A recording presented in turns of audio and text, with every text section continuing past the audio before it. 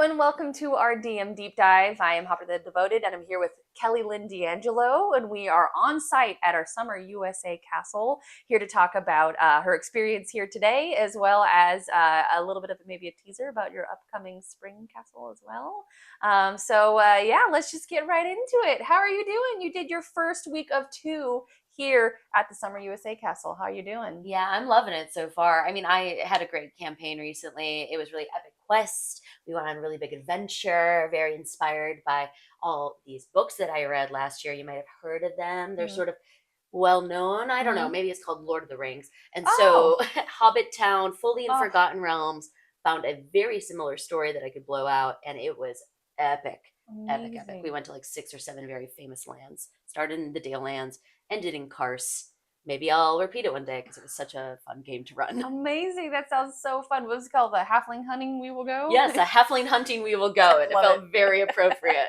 Love it. And this was also a special table because you had one big group booking of 14 people split between your table and the GM Tim's table, who I Hmm. also just interviewed recently as well. So I'd love to hear about your experience with that. And you merged tables on the We second day. did. I'd We love to hear planned about it. that. We had a nice battle in the middle, and GM Tim and I had strategized a bit on how to get this battle coalesced, and we both surrounded it in a similar environment with an item trying to be found, and it was just the most epic way to celebrate this gigantic group that came. Obviously, you can't run a game with like 12, 14 people, but having one mini battle with everybody was just, I've never done anything like that here, but it was so inventive and fun, and I hope if it makes sense, we continue, or DMs continue to explore doing stuff like that. It was great. Oh, absolutely. I think that's what makes D&D Castle very special is you can't get a home game where you have 14 people merged together playing unless you're really planning that out. Like that's just very unique at the castle.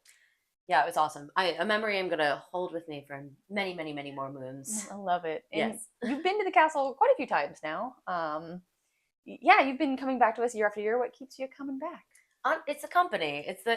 It's the revelry. It's the gaming. It's the experience. I mean, I get a lot out of being able to sit at a table for 3 days with people and also be taken care of by wonderful human beings like you, and in an amazing environment that you feel like you're transported.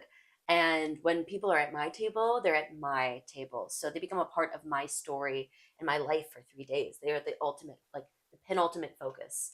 So for me, that's what makes it so special, is that all things dim out from the outside world and you're truly in wherever the story is being told. And the environment is the reason why you can also participate in that, because if you're in home, if you're in a city, there's just so many distractions. So here, not only is it just lush and the environment is incredible and you don't have to worry about food or like other things. Not at Never, all. You do never. not have to worry about food. So much So food. much food. But you can truly sit back and just be immersed in the full experience. I enjoyed that as a DM. It's very rewarding. And it's one of those spaces where I feel like I get a lot of feedback and it makes me feel like I'm doing something good. So I want to continue to do work that's fulfilling to me. And that's why I keep coming. I love it. We love having you here. Oh, That's amazing. stop it. Stop it, darling. But I'll take Okay. it. This is your first time at this castle, right? This is your Yeah. first time, so you've been to the one we heard previously, and then you're going to a new one in spring with us. Yeah. Yeah. So, how is this different than the last one you were at, and does that affect your game at all? The first day I got to this new castle, mind you, it's beautiful, the woods, everything about it. But people were setting up, staff was walking around, and right away someone said, "Oh yeah, here you go." And I was like, "There's no British accent." Like, what's where? Right. So that was jarring for me Right. because so much of the experience I've done has been overseas with you guys. So the first one being in America, delightful, but not British. And so I had to like adjust mentally to be like, oh, I don't need to say like chips here. I can say French fries, Right, yes. more coffee drinking than tea drinking. These weird things in my brain that just did not compute. But this space has been wonderful. It's multifaceted. There's a pool here. There's just different things that you can enjoy, especially in the environment. Now the games are just like the game. The game is the game. But the other little amenities, it's fun to explore. And I always try to make my games inspired by the location that really matters to me, which is why this was such a foresty vibe. So I really loved that about it. Perfect. That right fits right in Yeah. with your Hobbit game. Amazing. I love it. And I'm so excited to hear a little bit about maybe your spring. Can you give us a little teaser? Nothing spoilering it. Yes, But of yeah. course. Well, if you can't tell, I have a theme, which is large cinematic stories where you are sort of the heroes of that journey. And this one, recent one, yes, was Lord of the Rings, but the one next year, it's called Knaves Out, a Gothic Intrigue. Amazing. So if you're familiar with the movie Knives Out, the sort of murder mystery, fun Gothic-y game, I wanted to sort of infuse Knives Out and Northanger Abbey, and I got really inspired by the history of the castle we're going to be at. So I took all of that 19th century literature that I love, that has more of that Gothic and macabre feel, want to mix it with sort of the exploration of the riches of the land and what it feels like to have the dynamic of like a king overseeing a space, inviting you to lavish events to try to sort of get you into the family, and then of course maybe there will be a murder. It should be good fun, and it'll feel deliciously intriguing and have a Ooh. lot of investigating, and I think that's gonna be a good time. So hope to see you there. Amazing. I Yes. could already feel like the difference in the vibes in the from this game at this beautiful woods with that one definitely feels like it's going to fit really well with that castle. What are you most excited about for that castle? Oh gosh, I am really excited to finally run a Gothic game.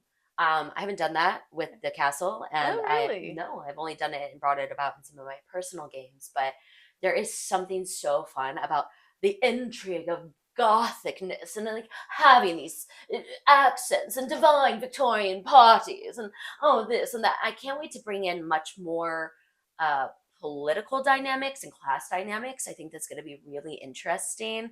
Um, and then making it sort of based more around riches and money and acquisition and land. I think that'll feel delicious. Ooh, Yeah, like deed holding and yeah.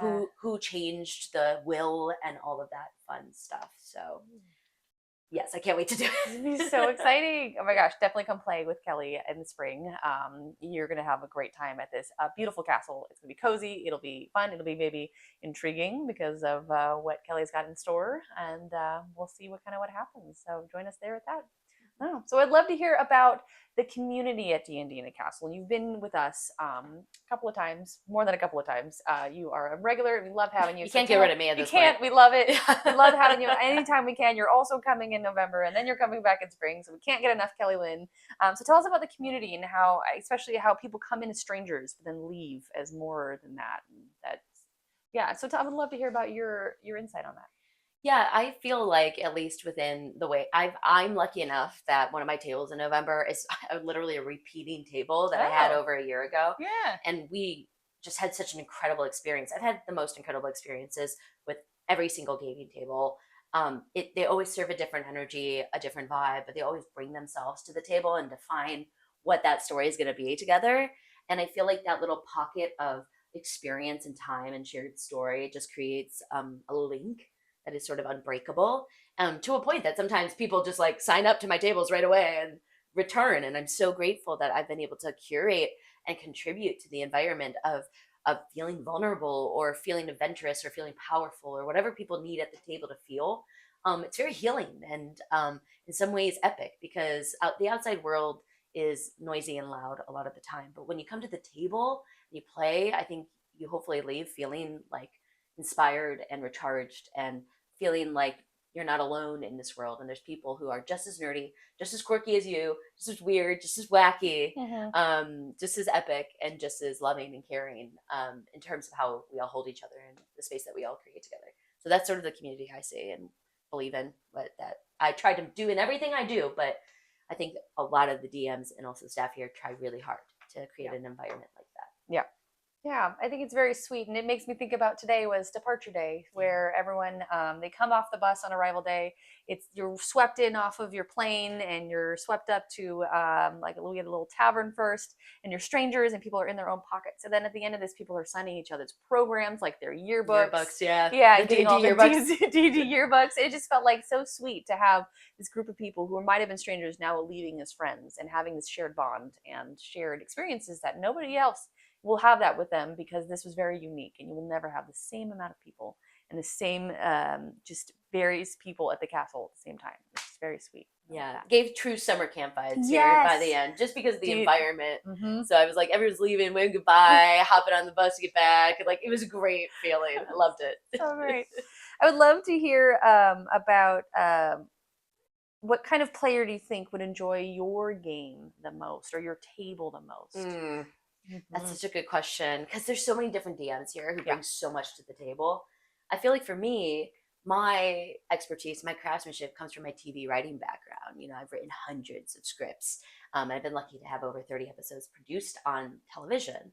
And so I'm a world builder. I'm a storyteller. Yeah. So when people come to my table, you're the leading characters of this journey. And so I truly curate the whole environment around a story that is yours.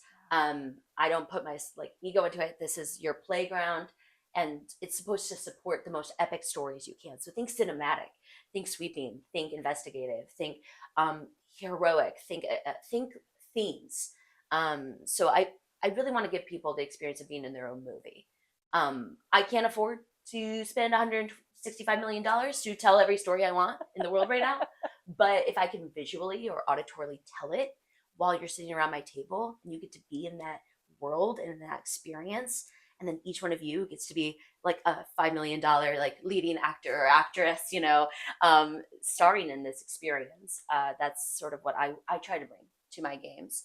Also, on the flip side, it's just not role play for me, because the thing that helps give me structure is rules.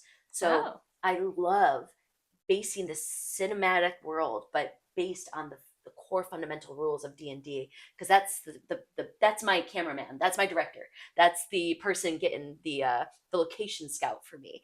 Those are my ground rules. So we play within the rules, but get really big. So we have our boundaries, and I love having boundaries mixed with cinematic storytelling. Amazing. How does combat work in that? Oh, I laugh because I know if any of my former players are seeing this, they go, Combat for me, the thing that gets interesting is that we run it very classically Dungeons and Dragons, like full initiative order, everything is at the table. But the thing that's really going to get you to have a really epic battle at my table is by doing things that trip me up. Good luck tricking me. Usually once per game here, somebody will do something that always tricks me, something I didn't think about, because I think a lot, and I know how everybody moves. I study your character sheets. I know most of the spells by heart. Wow. I can like go in and I can tell you what you want to do. You can't do it because you can't see. Oh, I'm sorry this, I'm sorry that. I can make something that would be so simple incredibly difficult because of the environment. So I'll get in on it. I'll get into the mechanics of it, but a small, simple thing can go a long way. For example, somebody was trying to evoke a very, very, very powerful entity out of the teleportation circle recently. And one of the girls at my table just haphazardly, before the battle began, cast fog cloud on it because she didn't want to see anything coming out of it. It screwed me up completely. Completely demolished the end battle. Couldn't use it at all. Nobody can see through it because you can't cast spells when you can't see. And I was absolutely taken by that choice. So those are the sort of things that are like game-changing end battles. And I just love the nuance of that. It feels like I'm watching a movie. Wow. Was that this castle? Yep. That was just happened. Recent games. Yep. Fresh off the memory. Fresh off it. Fresh off it. That is so much fun. I see you, Tanya /Real. That's incredible. Yeah. What kind of character would someone create for, say, your Knaves Out game? What would fit best in that game? I would just love absolutely anyone into the gaudiness or the drama of the environment, like high mighty noble lords. We're talking also like lowly squires. I just love the idea that there's people from like getting called in to be protectors of the King Alaric when they come in.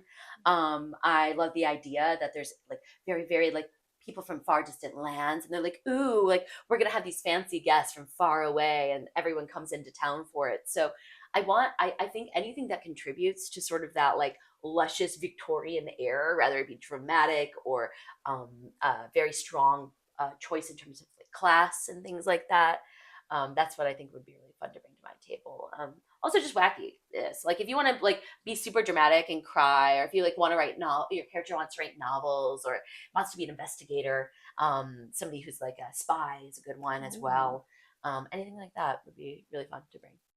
Amazing. So I have a question. Say if I am a player coming to your table and I'm nervous about role playing, would that hinder me at your table with this big cinematic? Yeah. What advice would you give me? Not at all. The thing I would say is if you're nervous about role playing, coming to my table, don't don't hesitate to create a third person perspective. And what I mean by that is like a book, almost like you're writing a book or a novel. So you don't have to be in character. You don't have to do your voice. But you can say, my character feels really compelled and wants to walk over to this corner and speak to this person and ask them about XYZ. So you don't have to be in full character. That's still role playing. You're doing something that your character is describing and wants and is adventuring with. Doesn't mean you have to do voices. Doesn't mean you have to be fully embodied in it in any way. It just means you're helping me understand from a storyteller's perspective what your character wants to do. So I hope that opens up doors for anyone who's a little hesitant for it. One of my first castles I did, 2 players at the table did that quite often, and it was one of my favorite games. So Amazing. I love that. So it's very welcoming. You don't have to feel like you have to be really good or rule sets even. You can just come and you will guide people through an epic story that it's going to be, they're going to be the stars of. So if you want to be a star at a table, come to Kelly Lynne's table. You're full up, right, for November? yes, Full up for full November. up. So spring Yes. is going to be your chance to come see Kelly Lynne. Yes, and I think that one of my tables only has one seat left as well. Ooh. So get your tickets soon if you can. I would love to have you. Yeah, I want to be at your table. If you don't snatch it up, I will. I want to be a movie star. Yes, I will. I will transform you into it if you'd like. Yes. This beautiful red light and all this red cinematic. It's already there. I'm already there. So I would love to know, do a little quick fire. I'm going to ask you, of all the Dungeon Masters coming to spring, whose table would you want to be at? So let me give you the list. Yes, please. We have Jason Charles Miller, great. Mark Meir, hilarious. Kelly Lynne D'Angelo. That's me. Family Mode with Jaden King. We have Hardcore. I can't tell you who it is. That's a secret. Chronicle Mode with Elisa Teague, which is 2 rounds back to back, one continuous story. Incredible. Edward Spence, Chris Haitley, and GM Tim. Everyone's so good. How am I supposed to choose? You can choose yourself too if you really want. Mark Meir is the Daniel Day-Lewis of Daniel Day-Lewis's. Of Daniel Day-Lewis, amazing. Yes, I mean, he's an incredible actor. God, that's a hard one. I would love. Okay, do I really have to choose one, or can I give me a couple? Your top couple? Yeah. Okay, top couple. If knowing that Elisa Teague is doing a Chronicle Mode, sign up. Yeah, that would be incredible to be able to sit at her table for an extended period of time and really get into her stories. She would take you places you could not imagine. So I would choose Elisa Teague's table, but I would also love to be at Jason Charles Miller's table because he does such incredible voice work, and he's got a heart of gold. And so I just would love to sit at his table and be DM'd by him. He's been my playing character. We've been at a table together for many years, but I've never got a chance to have him as my dungeon master, which is obscene now that I think of it. Yeah. And then I would actually sign up for Chris's table too. Chris is passionate about Dungeons and Dragons. He gets into it in ways that I don't quite understand, especially with the map building and the intention behind it all. So if you're really looking for that like really unique sort of intensity on maps and rules and worlds, I think that Chris would be a great choice. So those are the 3 off the top of my head. Amazing. But all of them are amazing. All of them. I love you, Jaden. Don't slam me. I love you, whoever you are. Hardcore mode person. Even secret hardcore modes. Even secret hard. I love you. You're we incredible. Love you. We're excited to reveal you maybe someday soon. That's amazing. I think any one of those would be great. We just had Jason Charles Miller here at the castle, like you said, Heart of Gold. Amazing. So I think you really can't go wrong with any of them. But those are absolutely incredible. And we just did a live stream, I think, a few weeks ago with Chris Haitley, and he talks about his spring campaign. He's got it's like a mouse shitter. And it's tons of minis of your mice. It's so cute. Yep. So like you said, sounds very crisp. And I love how the difference of different DMs you get. Like you can be at different DMs. You can get a sweeping story with yours. You can get the awesome Jason Charles Miller with his voices. You can get Daniel Day-Lewis as Mark Meir. Yeah, you just get Daniel Day-Lewis. Mark is actually, if he no, sorry, Daniel Day-Lewis stands. Don't come at me. We love them all. We love them all. And it would be great. Okay, I want to ask you 2 more quick fire questions before we head on out. So if which D&D setting would you like to visit on holiday? D&D setting? Yes. As in like anywhere in the Forgotten Realms? Anywhere in the Forgotten Realms. Any of them. I know. Silver Moon. Silver Moon? Okay, Silver why? Moon. Send me there. I want to be there forever. I just love elven lands and I love the Silvery Moon. I actually wrote literally in Candlekeep Adventures, my book chapter that I wrote for D&D is based on Silvery Moon, like the foundation, the reason why Silvery Moon's called Silvery Moon. I give a full story, like a full backstory as to the origin of the name. Never had been written before. I created it because I'm obsessed with Silvery Moon. Thank Amazing. you. I want to come on this vacation. You can tell me all about Silvery Moon. Oh, it's Amazing. beautiful. Okay. It's a lot of silver and a lot of moons. It's just delightful. And I'll end it there before I get too excited You know and what? talk way too much about Silvery Moon. I think we ended there. I think that's amazing. Let's all go vacation with Kelly Lynne at Silvery Moon, or join her table and her Knaves Out campaign at our castle in spring. We're really excited to have you there. So I'm going to ask you to look to this camera and invite people to come play at your table and have them join us and welcome them to D&D in a Castle. Hello, you there. I would love to have you at my table in spring of 2026 at the D&D Castle Experience in the UK. Please come and let's roll some dice. Yeah? Amazing. All right. We're going to see you guys next time, and thanks for joining us.